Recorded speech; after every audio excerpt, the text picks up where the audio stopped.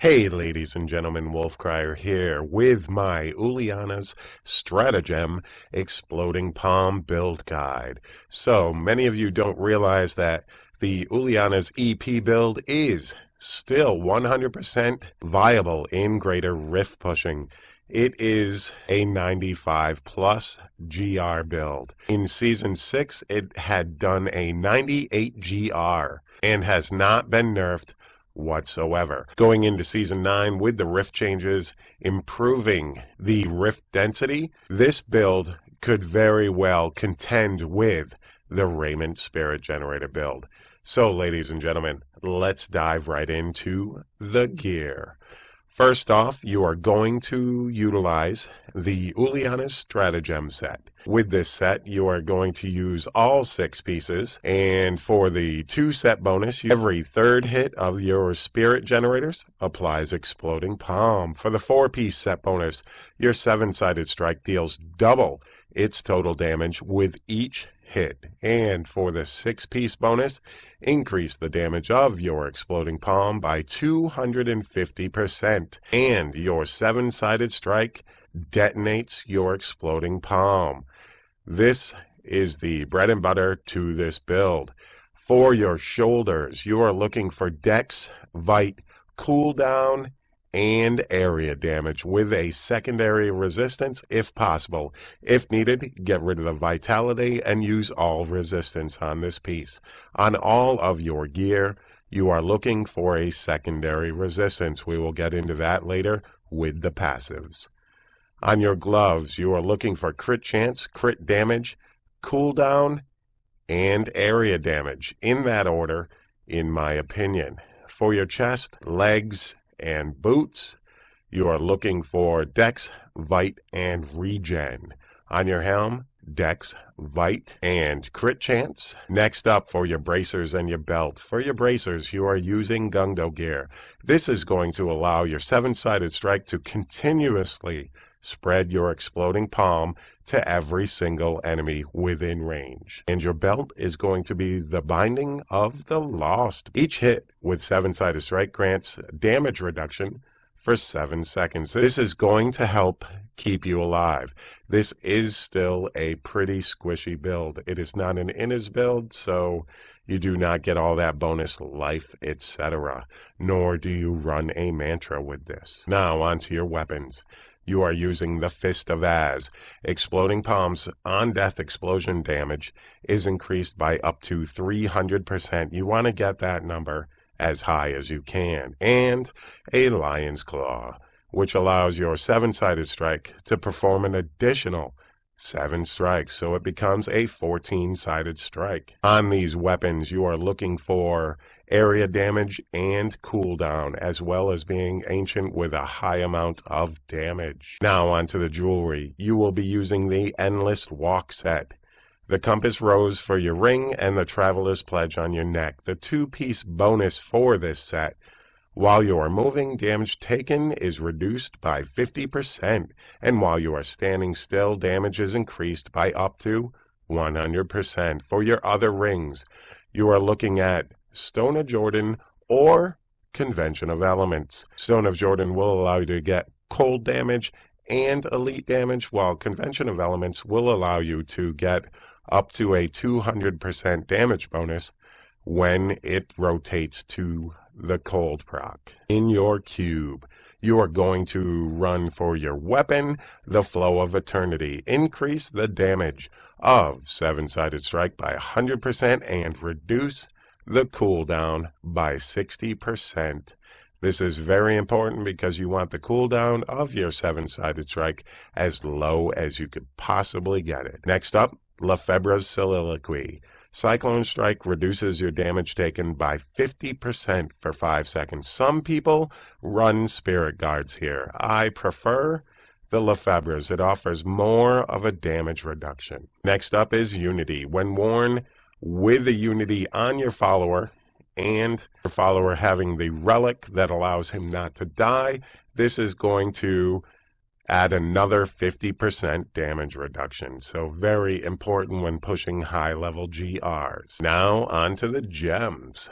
you are going to be using Bane of the Stricken. Each attack you make against an enemy increases the damage it takes from your attacks by a certain percentage.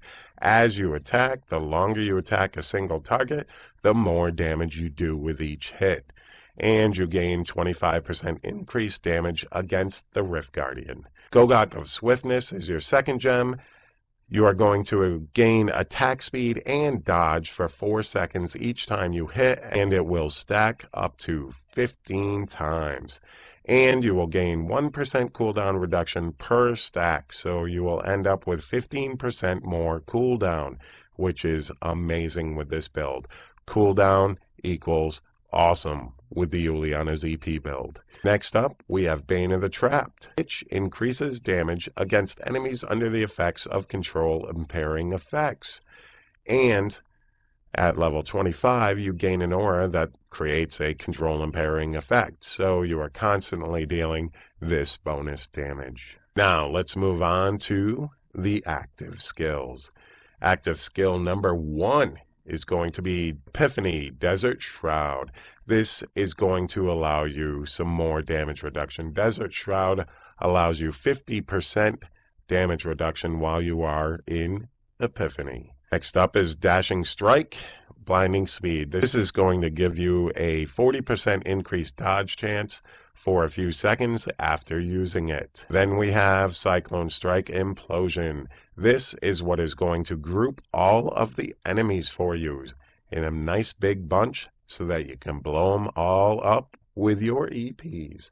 The other option here is to use Wall of Wind, allowing you to freeze them when you pull them in, allowing you a little bit more damage reduction because they can't hit you while they're frozen. Then we have Seven-Sided Strike, Sustained Attack. Sustained Attack reduces the cooldown of Seven-Sided Strike to 14 seconds. And we have Way of the 100 Fists, Assimilation. You want to utilize this on a large group of mobs. What it does is give you a 5% damage bonus per mob hit by the third attack with this generator. You want to be very careful not to reset this to a lower percentage, which is easy to do when you pop a bunch of mobs. You'll have less mobs. If you go to apply your generators again, you'll end up with a lower multiplier on your damage. And the bread and butter is Exploding Palm, Impending Doom. This is the highest damage that you can get for your Exploding Palm. Now, onto your passive skills. You are utilizing Near-Death Experience. When receiving fatal damage, you instead restore to 35% life and spirit and are immune to damage and control impairing effects for 2 seconds. This can only happen once per minute. Then we have Harmony. 40% of your single elemental resistances from items instead increase your resistance to all elements. This is why you want secondary resistance on every piece of gear that you could possibly get it on. And we have Beacon of Yitar, another reduction for cooldowns.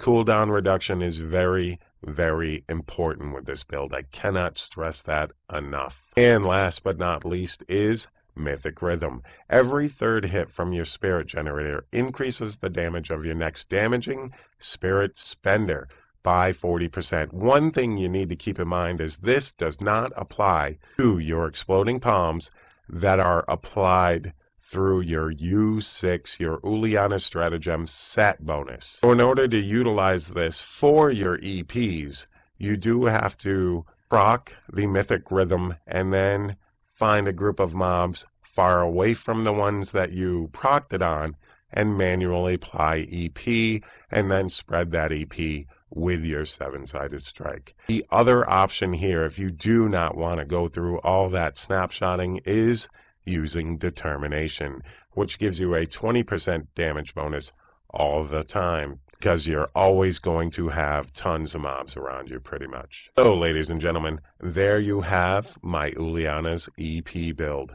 for Season 9. Keep in mind, with the introduction of better Rift quality in Season 9, this could easily contend with the Raymond Generator build. In the description below, I will put the Paragon Distribution order.